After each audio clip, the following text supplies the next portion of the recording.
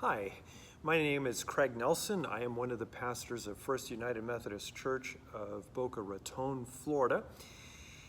This is the third option that I have been presenting of where churches can go following the General Conference of, I don't know what year, 2022. As you can see, I am preparing this during Advent of 2021. We are 9 months out from the scheduled General Conference of 2022. We don't know if that's going to happen or not. But this year is going to be a year in which we are going to be talking about the ramifications from that General Conference. And it is my feeling that there's going to be a vote in your church as to where you stand on the issue, on the LGBTQ issue. And that is going to have repercussions, or can have repercussions, in terms of where you're going to go and what option you're going to take that are available to every United Methodist Church. So the first video was about remaining in the United Methodist Church. The second one was going to another Methodist denomination, whether that be an existing one or a new one on the progressive, on the conservative side. And then this third one addresses what's next for my United Methodist Church if we go solo, if we become an independent church. And as I have been doing in the last two, I would like to organize my thoughts around theology, polity, finances, pastoral appointments, and then finally just addressing the LGBTQ issue and how that's affected. And then offer you some pros and cons, which are my opinions. But the truth is, everything is my opinion in this anyway. So I appreciate, if you've gotten this far, you listening to some of my thoughts, and I hope that they are helpful as you consider what is next for your local church. So if you become an independent church, what happens theologically? Well, I think that your church will always be an inheritor of the Wesleyan revival, the Wesleyan history, Wesleyan theology. All of that remains in the history and the DNA of your local church. But that doesn't mean that you necessarily remain there. You can remain Armenian. You can remain tied to the creeds and to the doctrine of the Methodist movement. But there really is a theological blank canvas upon which, if you go solo, you can make any small variation on that, any large variation on that. It is just wide open for your church to decide where it wants to go. And so the tradition of Methodism can be as ingrained or as distant as you would want it to be.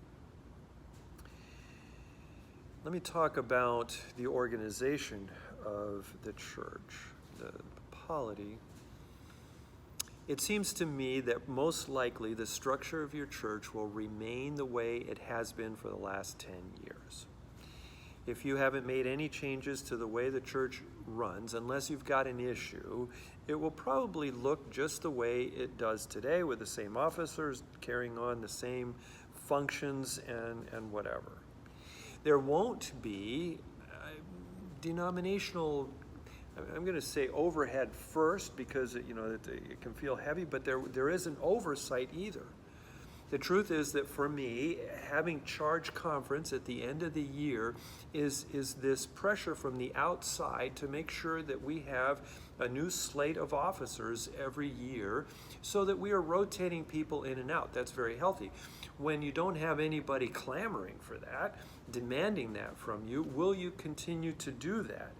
So, charge conferences are not all bad, pastors. When you go independent, those kind of aids, that kind of accountability from the outside and from up above goes away. And the ministry becomes very pastor driven. I think that in all of this, the pastor that is going to usher you out, and I'll speak to that in a minute, may have a lot of effect on this, but it's the next pastor that you have to find that is going to really define who you are in the structure of it and the theology of your church. Leaving the denomination, as I have just read the news and watched it happening, not so much around me here in Florida, but around the connection, I'm convinced it's a very pastor-centric driven thing, that it's pastors who are orchestrating the church's leaving. Now, they will couch it all in lay-driven verbiage, but the truth is that without a pastor who is supporting that, it's not going to happen. And so again, it's something that will be, if you're leaving, will be driven by your pastor in one form or another. And and the next pastor is really going to test how you're doing theologically and how you're doing structurally. Is it going to change? Is it remaining the same? Does now suddenly with a pastor leaving, lay leadership is going to have to take charge? They're going to find a new role, a new status as a new pastor comes in. But they're going, that group, particularly what we know today as the SPRC, is going to become a search committee at some point. And they are going to find themselves defining a lot of what the theology is of the church, interpreting that, determining who the congregation gets to see as candidates for pastors. And so, again, pastors aren't going to be appointed to you. They're not going to be selected for you by a bishop. You're going to have to go and find them. And the SPRC committee becomes a search committee every so often, and very influential in terms of what the theology is and the organization of the church going forward. When you are your own church, you determine what the missional work is that you do, and you can determine how involved you want to be in the accountability of every dollar that gets invested in that. Today, if you give $1 and it goes to apportionments, it goes to the annual conference, then let's say it goes to the General Board of Global Ministries, who then sends it to Africa somewhere, and then that agency has subcontractors, and you have no idea where the dollar ultimately ends up. You can have that level of commitment to a particular structure, or you can very much oversee every dollar that's spent, but every effort that is made missionally, you will determine, and the structure that you create around your own missional engagement is something that, again, will be a blank canvas. You can determine what that is. Or you could rephrase that, you will have to determine what that is. It will not be provided for you anymore. When we continue to talk about finances, it seems to me that the structure that your budget has today will probably continue, just like the structure of your committees and whatever. That providing you have membership to support both of those, they would just remain because they're part of your DNA, they're part of the way your church has operated. Now, if you go solo, you are going to receive a bill for unfunded pension liabilities. I have talked about this in previous videos, but the unfunded pension liability is that the Board of Pensions is going to say to you as you go out, wait a minute, you have created obligations, financial obligations to all of the pastors who have served you.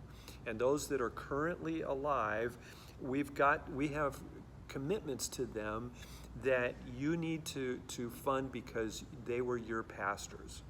And the more pastors you have had, let's say, not necessarily because so many came and went, but if you have an associate pastor, a couple associate pastors, if there have been various people involved in that, and if you have paid them well over the years, the unfunded pension liability can be a decent amount of money.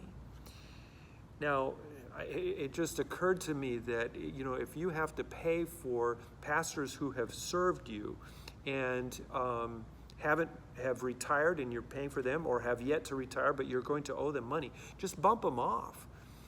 Less pastors that you owe money to, then the freer you are. I'm just kidding, don't shoot me. But anyway, the service that you have received from pastors in the past is determining what your unfunded pension liabilities are, and that becomes a bill. I am unclear as to how an existing United Methodist Church pays unfunded pension liabilities, but it becomes a bill when you become independent, and very likely would become a lien on your church.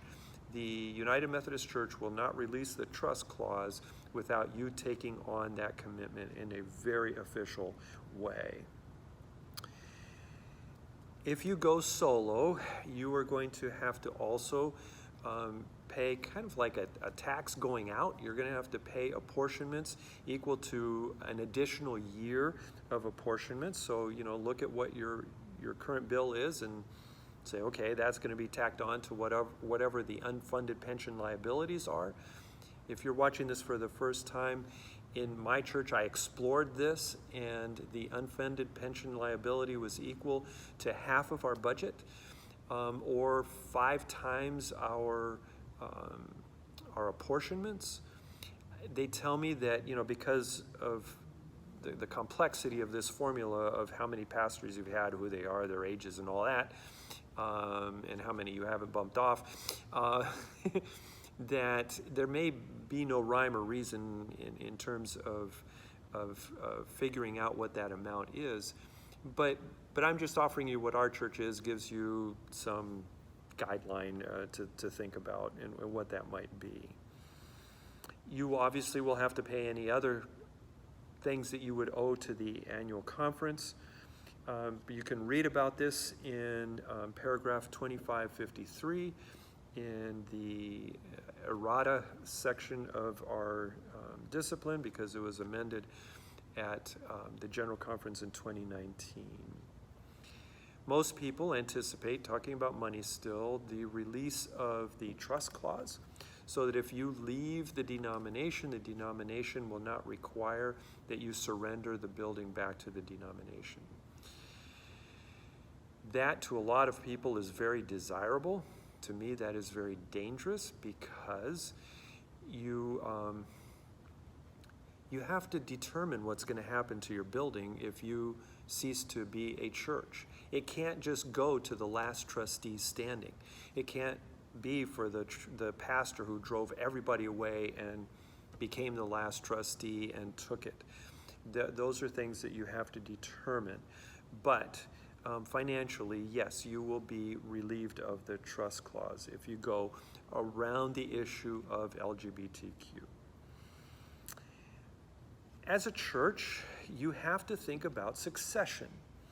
And pastoral appointments is the United Methodist answer to succession issues.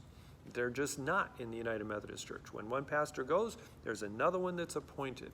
You can have a pastor die, and the next week, the system is going to have somebody there for you. It may not be the pastor that's going to stay, but there is a whole mechanism that we are used to that's called appointments that is available to us as United Methodists.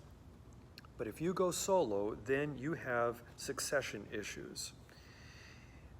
I believe that your current pastor will escort you out. If you choose the independent route, your pastor's, going to be leading that charge.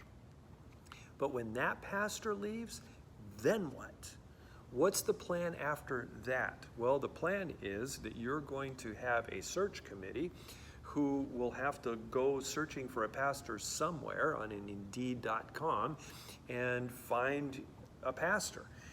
And that's something that in your local church, in my church, it's deeply ingrained that that's not the way it works. And so there's a whole new skill set that has to be developed around that. The theological stance of your next pastor is going to be left to the whim, I was going to say of the church, but I think it's the whim of the search committee. Because whoever's entrusted with finding the next pastor, they're going to find X number of candidates to come and apply for the position at your church. But who you get to see as a congregation will be predetermined by the people on that committee. And so who they look for and who they decide can come before you is going to be determined by them. And so anyway, the theological continuity from one pastor to another is going to be left up to the laity, not to a bishop or to a district superintendent. If you're a clergy person, you're listening to watching this, and you're thinking about going solo, your church is going to go solo, and so are you. And so the way that you will find another pastorate is going to be also this very independent route and going on Indeed or whatever. The guaranteed appointment in the United Methodist Church, much is made of it. I don't think it should.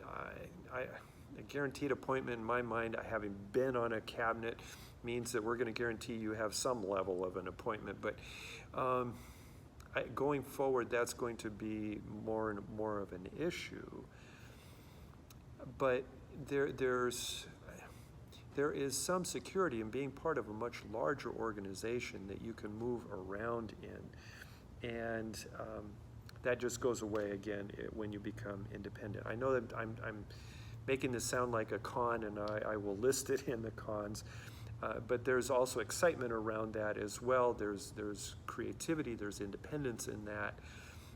It's just a reality. All right, around the LGBTQ issue, as I have pastored churches that have wonderful people on the progressive side, wonderful people on the conservative side, going independent has seemed from a distance, as I have read about pastors talking about this, watched their videos on this, it sounds like they can just remove themselves from the issue. But the truth is that in the churches that I've served, the minute we talk about going independent, the question's going to be, okay, and where do we stand on the issue of LGBTQ people? Is this independent church going to be one that is more conservative or more progressive on the issue? And suddenly the issue that we have seen swirling around up here will become an issue in the local church, and potentially a very divisive one that is happening to us locally rather than somewhere out there in a distance. And I think that again comes sooner than later. It's local and immediate. And the pastor has to just take a stance. The pastor has to articulate, well, this is where I am. So regardless of where the church goes, this is where I'm going to be. And that becomes a whole nother conversation as well. Again, driven by the LGBTQ issue. And so going solo is not a panacea for settling that issue, or any issue for that matter. We're humans, and we're going to continue being humans, and we're going to carry our stuff and our baggage from a church that's connected to the United Methodist Church to one that is independent. So, pros and cons on all of this. I think that from a financial point of view, the return on investment on this possibility is quick. That you can pay off those debts if you were relieved of apportionments. then you can use those funds to pay off these bills that you're incurring to leave, and then you are free to get on with it. And so within 5 years, if you have a special financial campaign, you can probably do it quicker. If you have endowments or whatever, if you've got money in the bank, it's not a no-brainer, but it's a much easier, quicker process to do if you have your own money to spend on this and you just get released from it. Probably one of the reasons why it's been easier for some larger moneyed churches to go than for others. When I think about going solo, the idea that the bitterness that is happening in the United Methodist Church, to be able to leave that, I think is a great thing. But that assumes that that cloud, isn't around your local church. But to be able to be self-determinative in that is appealing to me. I think it's one listed in the pros that whatever uncertainties there are in your life, if other people are controlling them and determining them, you don't feel as empowered as if you can take those uncertainties upon yourself. I think that's a pro for leaving. The idea that you can account for, that you're responsible for every dollar that comes in and goes out is healthy for the church. To be thinking about, okay, I'm not just sending this in an apportionment, I'm deciding where is this money going to go, and that is a healthy thing.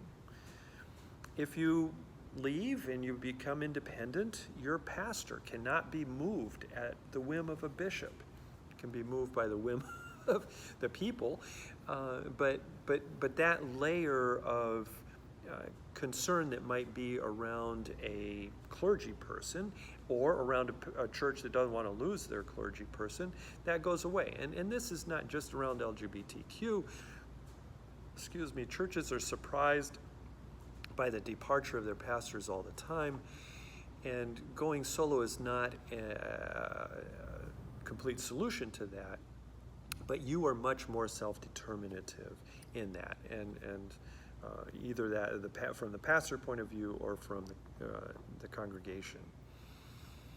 I think another pro is that the name of your church, you can rename your church. Well, you'd have to rename your church, and it can now reflect your values. It can now reflect what you want to communicate to the community. You don't have to carry this legacy name of the United Methodist Church, of the denomination, but also whatever the name was. You can, but you can free that up. And as I'm saying this, to let go of the denominational name is a pro that a lot of denominational churches have been dealing with and thinking about for a long time. Any number of Methodist churches are, just a United Methodist Church in small letters, or lose it altogether, just to project that image of not being denominational. And for a lot of us, and a lot of us who think about where our children are, and a lot of us lament that our kids are going to some other church. What church are they going to? They're going to a non-denominational church. That's where all the young people are. And that you then can become somewhat competitive in that world may be of great value.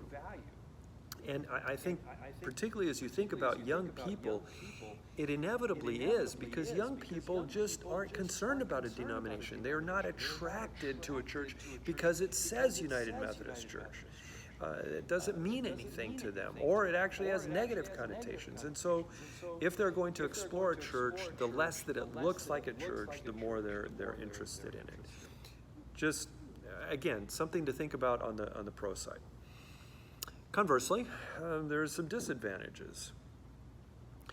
I don't think you can move away from the denomination unless you have very strong, engaged leadership.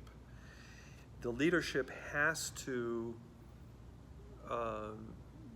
be very engaged in this and just wanting to make it happen, or it's not going to happen. So you're going to be following a particular strong set of leaders, and that you may not have those. And so that's a con about thinking about this, but they also might be directing you in a way that you may not want to go. Thinking about leadership behaving badly, what happens when your pastor, or if your pastor misbehaves? In the United Methodist Church, you complain to the district superintendent about the stuff that's going on with your with your pastor. And the superintendent will get involved, and there's a whole mechanism for dealing with pastors who behave badly. That is just simply left up to you, and congregations are not good at that.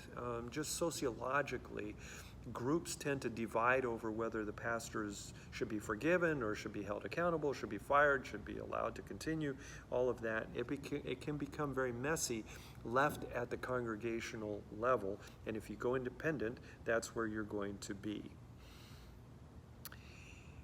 If the church closes, or just laying out that possibility and putting it in your bylaws, determining that is a dangerous thing, is something that has to be well thought out, and will become the subject of a lot of argument, I think. Staying in the United Methodist Church allows for the trust clause to continue, and you know that this church is always belong to the denomination, and it will if we cease to be. That is settled in the United Methodist Church by the discipline, by Wesley himself, and there are advantages to that, and it becomes problematical if you leave. I've mentioned this already. The LGBTQ issue becomes a local issue.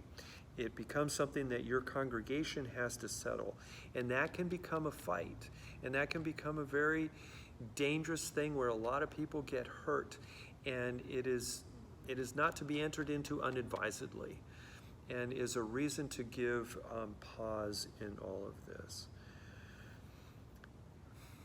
This is a more sentimental thing, I think. It's the honoring of the saints that have gone before us. You know, if your great-grandmother worked towards creating Sunday school that eventually led to the formation of this church, and your grandparents contributed land so that this church could be here, and your parents have built the fellowship hall, and you were married there, and your kids this, and your grandchildren that, how do you leave that legacy? How do you abandon their intentions? I'm somebody who honors the saints. All Saints Day is one of my favorite days. How do we honor them? By just leaving and going independent, and that is something that weighs heavy on a lot of us who are involved in legacy United Methodist churches. And that is a hard thing to abandon, and should be put in the con list of hard things to do. So again, I think I mentioned this before, but that is hard for an established church. Some of the churches that I have seen leaving have strong pastors, but they also may have been the founding pastor of that church. And they don't have a whole lot of heritage in the United Methodist Church, and they can just up and go much easier than an established one, the one that was started in 1895 or whatever. Listen, I've shared a variety of thoughts. I've gone longer on this one than the others. I still believe that the issues of your local church, of the Methodist Church in general, are spiritual ones, not organizational ones, not polity ones, whether you go independent or whatever. It's not even theology. But we have a spiritual problem where we are not being led by the Holy Spirit, and we need to be. And that can only be accomplished as we bathe our thoughts in prayer, that we bathe certainly our speech in prayer, but that we bathe the conversations that we have in prayer. I believe that the will of God is revealed in Scripture. The will of God is revealed in prayer. But the will of God, particularly for us United Methodists, is revealed in conference. It's revealed as we confer with one another. And we have conferring meetings all over. We have charge conference, we have annual conference, we have jurisdictional conference. You know, conferring is something that we do with one another a lot. We have made that highly mechanized. Let's please, at the local church level, make that a spiritual endeavor, that we are listening for the will of God together and ultimately doing it. May God bless you in that process. Thank you for watching these videos, and may God bless us. And this will not be applicable maybe when you're watching this, but Merry Christmas.